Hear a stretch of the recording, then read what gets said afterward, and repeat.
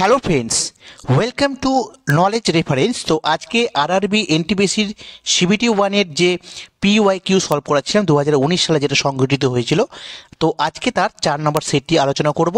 তোমরা যদি এর আগে 3টি সেট দেখে না থাকো দেখে নাও, কারণ প্রিভিয়াস ইয়ার কোশ্চেনের সাথে সাথে আমরা আলোচনা করেছি টিসিএস দ্বারা কন্ট্যাক্ট করা সেন্টারের যত রকম এক্সাম রয়েছে তার সেই এক্সামের যে কোশ্চেনগুলো, এই কোশ্চেনের রিলেটেড যে টপিক সেটা কিন্তু আমরা ডিসকাস করে দিয়েছি, ঠিক আছে। তো অবশ্যই এই ক্লাসগুলো তোমাদের জন্য প্রচুর হেল্পফুল হবে। তো অবশ্যই তোমরা ক্লাসগুলো রেগুলার দেখো, ঠিক আছে।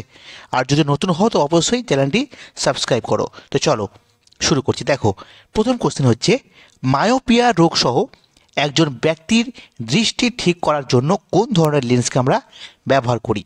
তো অর্থাৎ যাদের মায়োপিয়া রোগ হয়ে যায় তাদের ডাইভার্জিং লেন্স অর্থাৎ অবতল লেন্স, যাকে ইংরেজিতে বলে কনকেভ লেন্স, এটা কিন্তু আমরা ব্যবহার করে থাকি, ঠিক আছে। আর এর সাথে উত্তল লেন্স বা কনভেক্স লেন্সের সাহায্যে হাইপার মায়োপিয়া এই ত্রুটি সংশোধন করতে ব্যবহার করা হয় উত্তল লেন্স বা কনকেভ লেন্স। একই রকম সাথে আমরা দেখে নেব প্রেস বায়োপিয়া এই রোগে বাইফোকাল লেন্স ব্যবহার করা হয়। চোখে যদি ছানি পড়ে যায় তাকে ইংরেজিতে কী বলে? ক্যাটারাক্ট বলা হয়। এই তথ্যগুলো কিন্তু মনে রাখবে, ঠিক আছে। পরবর্তী দেখো, Intel core i9। Intel core i9 কি? এটি হচ্ছে একটি প্রসেসরের নাম, ঠিক আছে। কম্পিউটার থেকে কোশ্চেন। নেক্সট দেখো, মহাত্মা গান্ধী ভারতের জাতীয় কংগ্রেসের কোন অধিবেশনে সভাপতিত্ব করেন? ঠিক আছে, যতগুলো সেশন হয়েছিল জাতীয় কংগ্রেসের তার মধ্যে একমাত্র একটি অধিবেশনে মহাত্মা গান্ধী সভাপতিত্ব করেন। তো সেটি হচ্ছে 1924 সালের বেলগাঁও অধিবেশন, ঠিক আছে, মনে রাখবে। এর সাথে আমরা জেনে নেব ইন্ডিয়ান ন্যাশনাল কংগ্রেসের প্রথম মুসলিম সভাপতি কে ছিলেন? তো বদরুদ্দিন তোয়াবজি, যিনি 1887 সালের মাদ্রাজ অধিবেশনে সভাপতিত্ব করেন। ইন্ডিয়ান ন্যাশনাল কংগ্রেসের প্রথম ব্রিটিশ সভাপতি কে ছিলেন? জর্জ উইল, তিনি 1888 সালের এলাহাবাদ অধিবেশনে সভাপতিত্ব করেন। ইন্ডিয়ান ন্যাশনাল কংগ্রেসের প্রথম মহিলা সভাপতি ছিলেন অ্যানি বেসান্ট, যিনি 1917 সালের কলকাতা অধিবেশনে সভাপতিত্ব করেন, ঠিক আছে। নেক্সট দেখো, ইন্ডিয়ান ন্যাশনাল কংগ্রেসের প্রথম ভারতীয় মহিলা সভাপতি যদি বলা হয়, ভারতীয় মহিলা সভাপতি তিনি হচ্ছেন সরোজিনী নাইডু, 1925 সালের কানপুর অধিবেশনে সভাপতিত্ব করেন। আর আরেকটা কোশ্চেন তোমাদের আসে যে স্বাধীনতার সময়, ঠিক আছে, জাতীয় কংগ্রেসের সভাপতি কে ছিলেন? তো 1947 সালে জাতীয় কংগ্রেসের সভাপতি ছিলেন সুচেতা কৃপালিনী, ঠিক আছে। এটা একটা মিস্টেক হয়েছে, এটা হবে সুচেতা কৃপালিনী, ঠিক আছে। তোমরা একটু ঠিক করে নেবে, আমি পিডিএফে কিন্তু দিয়ে দেবো, ঠিক আছে। যেটা 1947 সালের মিরাট অধিবেশন হয়, সুচেতা কৃপালিনী তিনি কিন্তু কি করেন? সভাপতিত্ব করেন, ঠিক আছে, তো মনে রাখবে। নেক্সট দেখো, জিএসটি হলো ভারতে আরোপিত একটি কী ধরনের কর? তো জিএসটি মনে রাখবে, এটা হচ্ছে একটা ইনডাইরেক্ট ট্যাক্স বা পরোক্ষ কর, ঠিক আছে। এই জিএসটির পূর্ণরূপ কি? গুডস অ্যান্ড সার্ভিস ট্যাক্স, যাকে আমরা পণ্য ও পরিষেবা কর বলে থাকি, ঠিক আছে। কবে জিএসটি দিবস পালন করা হয়? 1 জুলাই, মনে রাখবে। 2017 সালের 2017 সালের 1 জুলাই এই জিএসটিতে প্রথম লাগু হয়েছিল। কোথায় লাগু হয়েছিল এই কোশ্চেনটাও আসে, মানে ভারতের কোন রাজ্য প্রথম জিএসটি লাগু করে? সেটা হচ্ছে আসাম। তো 2017 সালের 1 জুলাই যেহেতু জিএসটি লাগু হয় প্রথম, এই জন্য 1 জুলাই এটা জিএসটি দিবস রূপে পালন করা হয়। আর 101তম সংবিধান সংশোধনীর, যেটা 2016 সালে হয়েছিল, এবং 122তম সংবিধান সংশোধনী বিল 2016, আর 279A এটা হচ্ছে ধারা। তো এগুলো মনে রাখবে যে জিএসটি যে চালু করা হয় তার জন্য কততম সংশোধনী আইন পাস করা হয়েছিল? তো 101তম, যেটা 2016 সালে এসেছিলো। কততম সংবিধান সংশোধনী বিল পাস করা হয়েছিল? তো 122তম, সেটাও 2016। সেই জিএসটি সম্পর্কিত ধারা কোনটি? সেটা হচ্ছে 279A। ভারতের জিএসটি লাগু হওয়ার সময় ভারতের অর্থমন্ত্রী কে ছিলেন? এই কোশ্চেনটা ইম্পর্টেন্ট। তো অর্থমন্ত্রী ছিলেন অরুণ জেটলি, ঠিক আছে। 1954 সালে প্রথম, মনে রাখবে, ফ্রান্সে জিএসটি চালু হয়। যদি কোশ্চেন আসে যে কোন দেশ প্রথম জিএসটি লাগু করে, সেটা হচ্ছে ফ্রান্স। কত সালে? 1954 সালে। প্রত্যেকটা তথ্য কিন্তু তোমাদের জন্য ভীষণভাবে ইম্পর্টেন্ট, ঠিক আছে। নেক্সট দেখো, গীত গোবিন্দ কে লিখেছিলেন? ঠিক আছে, তো গীত গোবিন্দ রচনা করেছিলেন জয়দেব। এই গীত গোবিন্দর হচ্ছে একটি সংস্কৃত কাব্য। এই কোশ্চেনটাও আসে যে জয়দেব রচিত গীত গোবিন্দ কী ধরনের কাব্য? সংস্কৃত কাব্য। এই জয়দেব কার সহকবি ছিলেন? তো তিনি ছিলেন লক্ষণ সেনের সহকবি। অত্যন্ত ইম্পর্টেন্ট কোশ্চেনটি। ঠিক আছে, নেক্সট দেখো, ক্যাবিনেট মিশন। এই ক্যাবিনেট মিশন ভারতে আসে কখন? 24শে মার্চ 1946। 1946 সালে 24শে মার্চ কি হয়? ক্যাবিনেট মিশন ভারতে আসে। আর এই ক্যাবিনেট মিশনে তিনজন ব্রিটিশ সদস্য ছিল। তো কারা কারা সেই ব্রিটিশ সদস্য? Pethick Lawrence, Stafford Cripps and A V Alexander. মনে রাখবে, বহুবার কোশ্চেন এসেছে। ঠিক আছে, পরবর্তী কোশ্চেন দেখব, ভারতের সাম্প্রদায়িক নির্বাচন ব্যবস্থা, ঠিক আছে, ড্যাশ দ্বারা প্রবর্তিত হয়েছিল। অর্থাৎ মর্লে মিন্টো যে রিফর্ম বা মর্লে মিন্টো সংস্কার, যেটা 1909 সালে হয়েছিল, তার মাধ্যমে কিন্তু ভারতের প্রথম সাম্প্রদায়িক নির্বাচন শুরু হয়। ঠিক আছে, এই তথ্যটা মনে রাখবে। আর এই 1909 সালের মর্লে মিন্টো যে রিফর্ম বা সংস্কার, সেটাকে ইন্ডিয়ান কাউন্সিল অ্যাক্ট 1909 বলা হয়। ঠিক আছে, এই প্রসঙ্গে বলি, ব্রিটিশ ভাইসরয়ের কার্যনির্বাহী সদস্য হিসেবে প্রথম ভারতীয় সদস্য হিসেবে নিযুক্ত হন সত্যেন্দ্র প্রসাদ সিনহা। আর ইনাকে মিন্টো, ঠিক আছে, তৎকালীন ব্রিটিশ গভর্নর মিন্টো নিয়োগ করেছিলেন সত্যেন্দ্র প্রসাদ সিনহাকে। ঠিক আছে, পরবর্তী তথ্য দেখে নেব আমরা। সার্ক। তো সার্কের পুরো নাম কি? তো সার্কের পুরো নামটি হয়ে যাবে south Asian association for regional corporation. তো কোশ্চেন হচ্ছে, এই সার্কের সদস্য দেশের সংখ্যা কতগুলো? তো 8টি সদস্য দেশ রয়েছে: আফগানিস্তান, ভুটান, বাংলাদেশ, মালদ্বীপ, নেপাল, পাকিস্তান ও শ্রীলঙ্কা। ভালো করে মনে রাখবে, তোমাকে কোশ্চেন দিবে নিচের দেশগুলির মধ্যে কোনটি সার্কের সদস্য দেশ নয়। তো অবশ্যই তোমাকে এই তথ্যটা অবশ্যই জানতে হবে, তবেই তুমি এটা অ্যান্সার করতে পারবে। এবার দেখো, এই সার্ক কবে প্রতিষ্ঠা হয়েছিল? 1985 সালের 8ই ডিসেম্বর ঢাকাতে কিন্তু স্থাপিত হয়েছিল। বর্তমানে সার্কের সদর দপ্তর কোথায় অবস্থিত? নেপালের কাঠমান্ডুতে। ঠিক আছে, প্রচুর ইম্পর্টেন্ট। পরবর্তী কোশ্চেন দেখো, বেরিবেরি এই রোগটি কিসের অভাবে হয়? এই বেরিবেরি রোগটি হয় ভিটামিন B1 এর অভাবে। তো ভিটামিন B1, যার রাসায়নিক নাম হচ্ছে থিয়ামিন। ঠিক আছে, ভিটামিন B2, যার রাসায়নিক নাম রাইবোফ্লাভিন, এর অভাবে মুখ এবং জিভে কিন্তু ঘা হয়। ভিটামিন B3, যার রাসায়নিক নাম হচ্ছে নিয়াসিন, যার অভাবে পেলেগ্রা রোগ হয়। B5 প্যান্টাথোনিক acid. আরেকটা মনে রাখবে ইম্পর্টেন্ট তথ্য, যে বৃষ্টির জলে কোন ভিটামিন পাওয়া যায়? তো B12 ভিটামিন পাওয়া যায় বৃষ্টির জলে। ঠিক আছে, আর এই ভিটামিন B12 এর রাসায়নিক নাম হচ্ছে সায়ানোকোবালামাইন বা কোবালামিন। এছাড়াও বৃষ্টির জলে কোন ধাতু পাওয়া যায়? কোবাল্ট ধাতু পাওয়া যায়। ঠিক আছে, প্রত্যেকটা ইম্পর্টেন্ট। নেক্সট দেখো, লেবুর রসের পিএইচ ভ্যালু কত? পিএইচ অর্থাৎ পোটেনশিয়াল অফ হাইড্রোজেন, যাকে আমরা পিএইচ বলি। তো এই লেবুর রসের পিএইচের মান 2 থেকে 3 মধ্যে হয়। ঠিক আছে, মনে রাখবে 2.1, কোনো সময় 2.2, মোটামুটি 2 থেকে 3 মধ্যে থাকে। ঠিক আছে, লেবুতে কোন অ্যাসিড থাকে? Citric acid. পাচক রসের পিএইচ ভ্যালু কত? 1। ভিনেগারের পিএইচ ভ্যালু কত? 3। টমেটোর রসের পিএইচ ভ্যালু কত? 4.1। ঠিক আছে, এগুলো কিন্তু বিভিন্ন পরীক্ষায় বারবার এসেছে, এই জন্যই এগুলো দিয়েছি।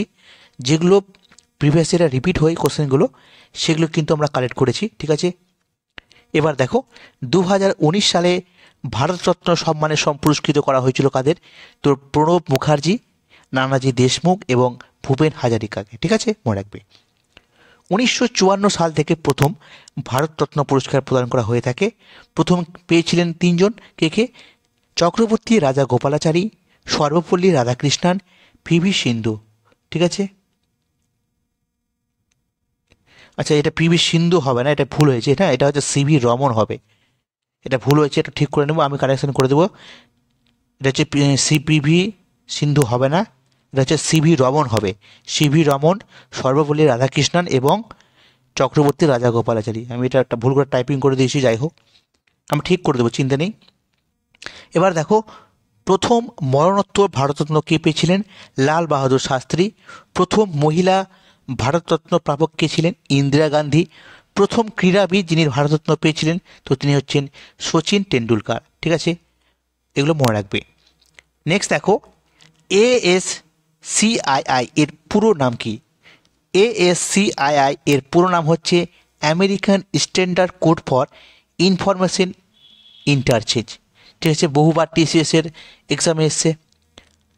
উত্তরাখণ্ডের একটি বাঘ সংরক্ষণাগার যার নাম জিম করবেট জাতীয় উদ্যান। এই জিম করবেট জাতীয় উদ্যানটি 1936 সালে প্রতিষ্ঠিত হয়েছিল। কোথায়? উত্তরাখণ্ডে।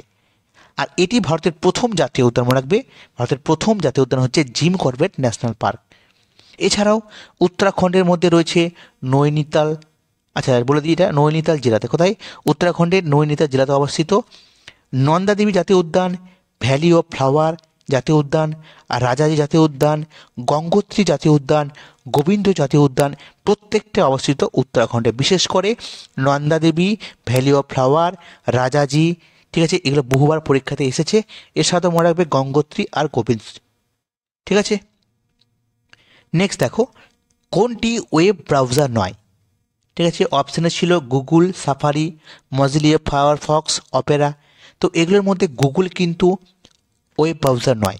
সাফারি, মজিলা, ফায়ারফক্স, অপেরা এগুলো হচ্ছে ওয়েব ব্রাউজার, কিন্তু গুগল হচ্ছে একটি সার্চ ইঞ্জিন। ঠিক আছে, তো অবশ্যই এটা পড়বে। আর ইন্টারনেট ব্রাউজারের মধ্যে পড়ে Mozilla, Firefox, Google. Internet browser কিন্তু, ঠিক আছে, ওয়েব ব্রাউজার নয়। ইন্টারনেট ব্রাউজারের মধ্যে পড়ে Mozilla, Firefox, Google, Chrome, Microsoft S, Apple, safari, Opera এগুলো।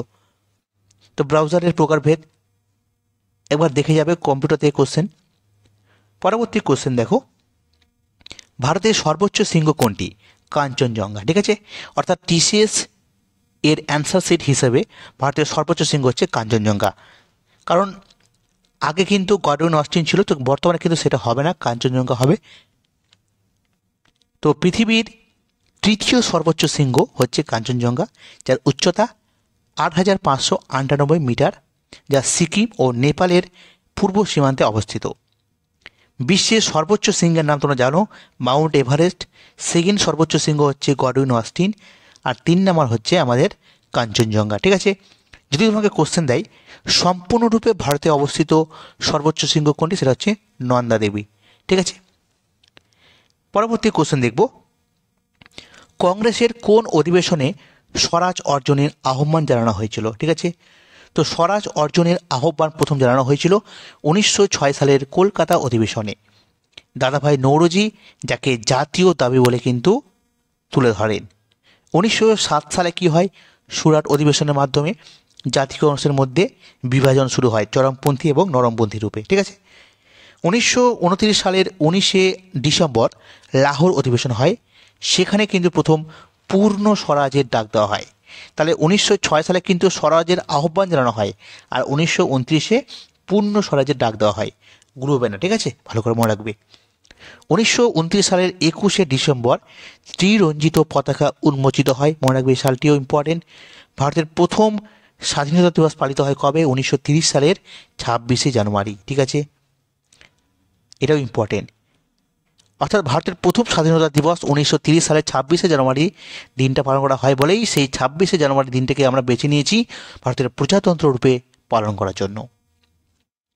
পরবর্তী একটা বিশ্ব ভূগোল থেকে কোশ্চেন ছিল, রুহুর একটি অঞ্চল, তো এটি কোথাকার সবচেয়ে গুরুত্বপূর্ণ শিল্প অঞ্চল? তো এটা জার্মানিতে অবস্থিত। রুহুর অঞ্চল, এটা হচ্ছে জার্মানির একটি বিখ্যাত শিল্প অঞ্চল। ঠিক আছে, কোন বিখ্যাত লেখক মাধবী কুট্টি নামটি কিন্তু ব্যবহার করতেন? তো কমলা দাস। ঠিক আছে, ভারতীয় সংবিধানে যে দেশ থেকে স্বাধীনতা, সমতা এবং ভ্রাতৃত্ব গৃহীত হয়েছিল সেটা হচ্ছে ফ্রান্স থেকে। ঠিক আছে, এই সম্পর্কে জানতে হবে যে ভারতের যে সংবিধান, সেই সংবিধানের 21 নম্বর ধারাতে কী করা হয়েছে? আমাদের জীবনের ব্যক্তিগত যে স্বাধীনতা তার উল্লেখ রয়েছে, যেটা 1950 সালে কিন্তু বলা হয়েছে, মানে দেওয়া হয়েছে। এই আইনে বলা হয়েছে যে আইন দ্বারা প্রতিষ্ঠিত পদ্ধতি ব্যতীত ছাড়া কোনো ব্যক্তিকে তার জীবন বা ব্যক্তিগত স্বাধীনতা থেকে বঞ্চিত করা হবে না। এটা 21 নম্বর আর্টিকেলে বলা হয়েছে। অর্থাৎ ব্যক্তিগত স্বাধীনতার আইন এটা এমন একটি আইন যেটা কিন্তু এমার্জেন্সি লাগু হওয়ার সময় কিন্তু রাষ্ট্রপতি চাইলে মানে রোধ করতে পারবে না, ঠিক আছে, মনে রাখবে। তারপর হচ্ছে 14 নম্বর ধারা, যেখানে সাম্যের কথা বলা হয়েছে। রাজ্য এবং আইনের সম্মুখে কোনো ব্যক্তির সমতা বা ভারতের ভূখণ্ডের মধ্যে আইনের সম্মুখে সুরক্ষার যে রয়েছে প্রত্যেক নাগরিকের সমান, সেটা কিন্তু অস্বীকার করতে পারবে না। প্রত্যেকের সমান অধিকার রয়েছে। আর ভ্রাতৃত্ব বলতে বোঝায় ভ্রাতৃত্ব বা ভগ্নিত্বের অনুভূতি, যা দেশীয় জনগণের মধ্যে সহানুভূতি সম্পৃক্ততার পরিচয় বহন করে, ঠিক আছে। পরবর্তী দেখো, ভারতের প্রথম সুপার ফাস্ট ট্রেনের নাম কি? তো ভারতের প্রথম সুপার ফাস্ট ট্রেনের নাম হচ্ছে ডেকান কুইন, ঠিক আছে, যেটা মুম্বাই থেকে পুনে পর্যন্ত চলেছিল 1930 সালে। ভারতের প্রথম ট্রেন চলে কবে? 1853, এটা 1800 হবে, 1853 সালে বোম্বে থেকে থানে, ঠিক আছে, মনে রাখবে। লর্ড ডালহৌসির আমলে হয়েছিল, ঠিক আছে, 1853। বর্তমানে ভারতের রেলওয়ে জোন কটা আছে? টোটাল 19টা আছে। তার মধ্যে অপারেশনাল জোন হচ্ছে 17টা, অ্যাডমিনিস্ট্রেটিভ জোন হচ্ছে 18টা, ঠিক আছে। এই 19টার মধ্যে ইনক্লুডিং কিন্তু মানে ইন্ডিয়ান যে মেট্রো রয়েছে, এই মেট্রো কিন্তু ইনক্লুড করা রয়েছে। তোমাকে যদি কোশ্চেন দেয় যে অপারেশনাল জোন কটা রয়েছে, 17টা, অ্যাডমিনিস্ট্রেটিভ জোন কটা রয়েছে, 18টা, আর টোটাল কটা? 19টা, মনে রাখবে ভালো করে, ঠিক আছে। কবে সাঁচি স্তূপ ঘোষণা করা হয় ইউনেস্কো কর্তৃক ওয়ার্ল্ড হেরিটেজ সাইট বা বিশ্ব ঐতিহ্যবাহী স্থান? তাহলে সাঁচি স্তূপকে বিশ্ব ঐতিহ্যবাহী স্থান রূপে ঘোষণা করা হয় 1989 সালে। এই সাঁচি স্তূপ কোথায় রয়েছে? মধ্যপ্রদেশের রায়সেন জেলাতে রয়েছে। কে নির্মাণ করেছিলেন? সম্রাট অশোক নির্মাণ করেছিলেন, ঠিক আছে, প্রচুর ইম্পর্টেন্ট। এবার দেখো, ড্যাশের উপস্থিতির কারণে থুম্বাকে রকেট উৎক্ষেপণের জন্য কিন্তু আদর্শ স্থান হিসেবে বেছে নেওয়া হয়েছিল। কী জন্য? কি এমন কারণ রয়েছে যার জন্য থুম্বাকে, যেটা থুম্বাতে যে আমাদের রকেট লঞ্চিং স্টেশন রয়েছে সেখানে, তো কারণটা হচ্ছে নিরক্ষীয় ইলেকট্রোজেট, ঠিক আছে, নিরক্ষীয় ইলেকট্রোজেটের কারণে এই থুম্বাকে রকেট উৎক্ষেপণের জন্য কিন্তু আদর্শ স্থান বলে বেছে নেওয়া হয়েছে। তারপর দেখো, চিশতি সিলসিলার অন্যতম গুরু শেখ মঈনুদ্দিন চিশতি। তাহলে মূল প্রশ্ন হচ্ছে শেখ মঈনুদ্দিন চিশতির যে দরগা, সেটা কোথায় রয়েছে? রাজস্থানের আজমিরে রয়েছে। আর এই শেখ মঈনুদ্দিন চিশতির, ঠিক আছে, এটা কে ছিলেন? তো চিশতি সিলসিলার গুরু ছিলেন, ঠিক আছে, এটা কোশ্চেন পড়বে। আচ্ছা, এই শেখ মঈনুদ্দিন চিশতির যে দরগা, এটা কে নির্মাণ করেছিলেন? হুমায়ুন নির্মাণ করেছিলেন, ঠিক আছে, আকবরের নির্দেশে হুমায়ুন কিন্তু এটা নির্মাণ করেছিলেন। আর সেলিম চিশতির সমাধি অবস্থিত হচ্ছে ফতেপুর সিক্রিতে, আকবর নিজে তৈরি করেছিলেন। এই সময়কালটা হচ্ছে 1550 থেকে 1580, ঠিক আছে, পড়বে ভালো করে।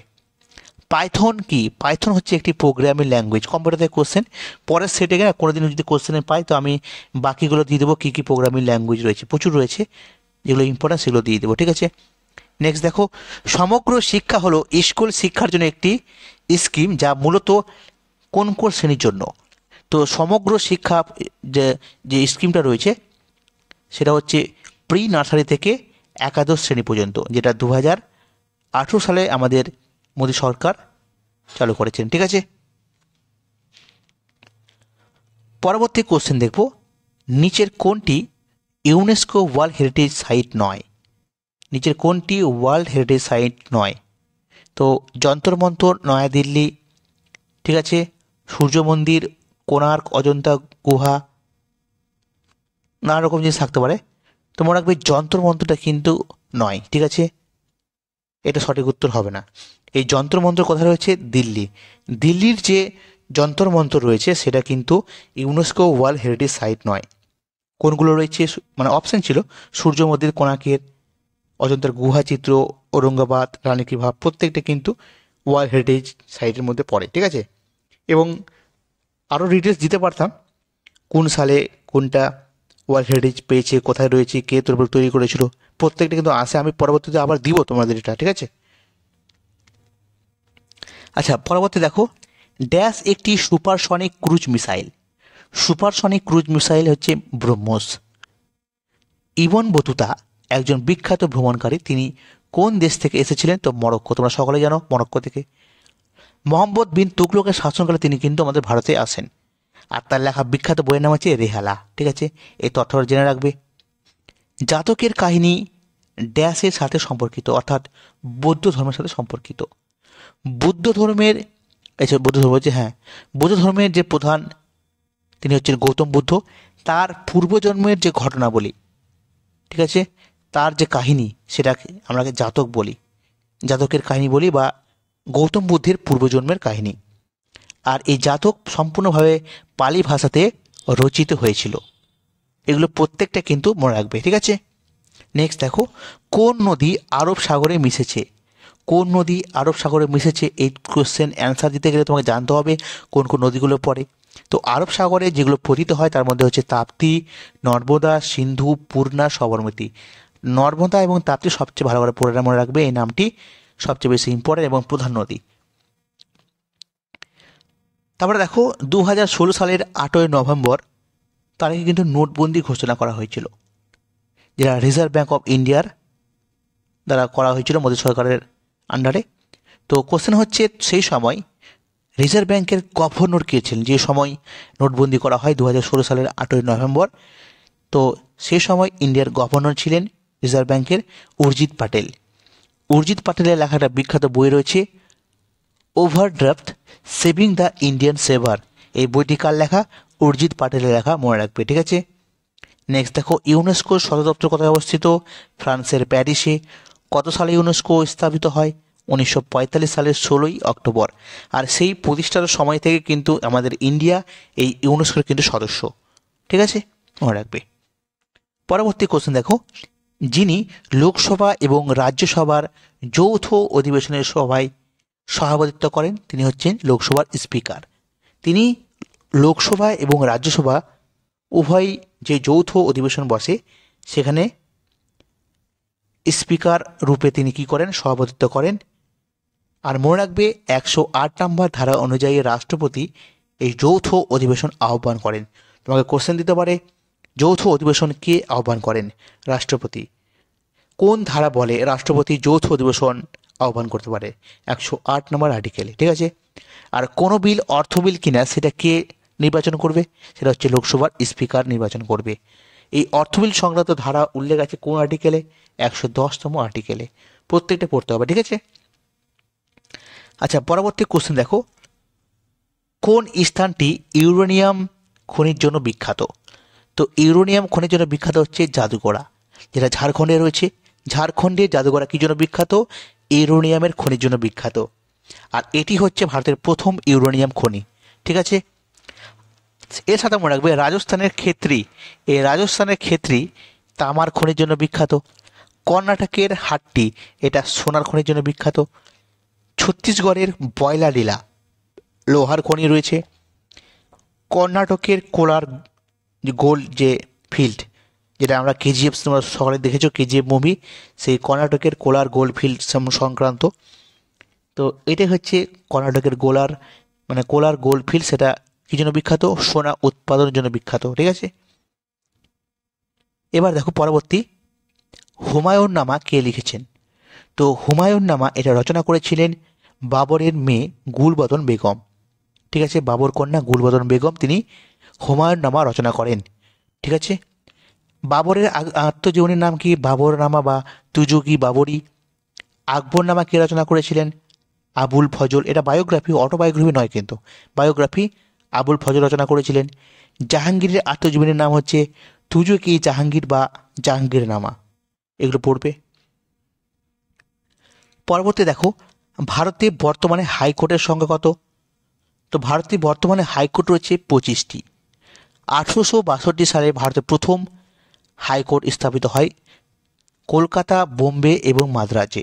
সবচেয়ে প্রথমে হচ্ছে কলকাতা, সবচেয়ে পুরনো বা ওল্ডেস্ট হাইকোর্ট। ঠিক আছে, মনে রাখবে। আর ভারতের 25তম হাইকোর্ট অর্থাৎ সর্বশেষ যে হাইকোর্ট, যেটা 2019 সালে স্থাপিত হয়েছে, অন্ধ্রপ্রদেশ হাইকোর্ট। সংবিধানের পার্ট 6-এ এই হাইকোর্টের উল্লেখ রয়েছে। হাইকোর্ট সংক্রান্ত ধারা হচ্ছে 214 থেকে 231। হাইকোর্ট যে রিট জারি করে তার ক্ষমতার উল্লেখ রয়েছে 226 নম্বর ধারাতে। ঠিক আছে, এগুলো পড়বে। এবার দেখো, কাকে ফাদার অফ ইন্ডিয়ান কনস্টিটিউশন বলা হয়? ভারতের সংবিধানের জনককে? তো ডাক্তার ভীমরাও আম্বেদকর। 1947 সালে তিনি ভারতের সংবিধান যে খসড়া কমিটি তার সভাপতি নিযুক্ত হয়েছিলেন। স্বাধীন ভারতের প্রথম আইন এবং বিচারমন্ত্রী তিনি ছিলেন।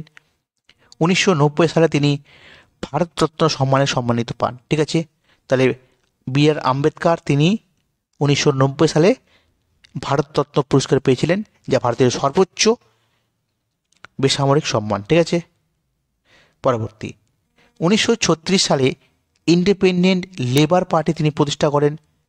তার স্মারকস্তম্ভ চৈত্যভূমি নামে পরিচিত। ঠিক আছে, মনে রাখবে।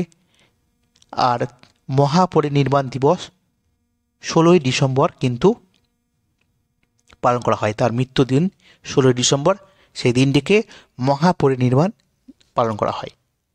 ঠিক আছে, পরবর্তী কোশ্চেন দেখব। দেখো, মানুষের কোন রোগটি ব্যাকটেরিয়ার কারণে হয়? মানুষের কোন রোগটি ব্যাকটেরিয়ার কারণে হয়? টাইফয়েড, মানে অপশন অনুযায়ী। ঠিক আছে, কোনটি দক্ষিণ আমেরিকার বৃহত্তম দেশ? তো ব্রাজিল। ব্রাজিল হচ্ছে দক্ষিণ আমেরিকার সবচেয়ে বড় দেশ এবং এটি দক্ষিণ আফ্রিকার সবচেয়ে জনবহুল দেশ। দক্ষিণ আমেরিকার সবচেয়ে ক্ষুদ্রতম যদি দেশ বলা হয় তো সুরিনাম হবে। ঠিক আছে, সুরিনাম মনে রাখবে। আজকে সর্বশেষ কোশ্চেন কি রয়েছে? কাবেরী জল বিরোধ কোন দুটি রাজ্যের মধ্যে রয়েছে? কাবেরী নদীর জল নিয়ে যে বিরোধ দেখা দিয়েছে সেটা হচ্ছে কর্ণাটক এবং তামিলনাড়ু রাজ্যের মধ্যে। ঠিক আছে, মনে রাখবে। এর সাথে জেনে রাখবো সিন্ধু জল চুক্তি, অর্থাৎ সিন্ধু নদীর যে বিভিন্ন উপনদীগুলো রয়েছে তাদের জলের ভাগ নিয়ে চুক্তি হয়েছে ইন্ডিয়া এবং পাকিস্তানের মধ্যে। তো সেই সময় তৎকালীন পাকিস্তানের রাষ্ট্রপতি আইয়ুব খান এবং ভারতের প্রধানমন্ত্রী জওহরলাল নেহরুর মধ্যে কিন্তু এই সিন্ধু জল চুক্তি স্বাক্ষরিত হয়। সময়কালটা ছিল 1960। ঠিক আছে, কোথায় হয়েছিল এই চুক্তিটা? পাকিস্তানের করাচিতে হয়েছিল। ঠিক আছে, ইম্পর্টেন্ট। তো এই ছিল আজকের ক্লাস। কীরকম লাগলো তোমরা অবশ্যই কমেন্টে জানাও। যদি হেল্পফুল বলে মনে হয় তোমাদের জন্য এই ক্লাসগুলো যদি রেগুলার তোমরা পেতে চাও অবশ্যই কমেন্টে জানাবে, কারণ তোমরা মোটিভেট করবে। ঠিক আছে, তো আরও বেশি করে ক্লাস করতে পারবো। ঠিক আছে, তো যদি ভালো লাগে তো লাইক করবে, শেয়ার করবে, কমেন্ট করবে অবশ্যই। সবাই ভালো থেকো। Thank you.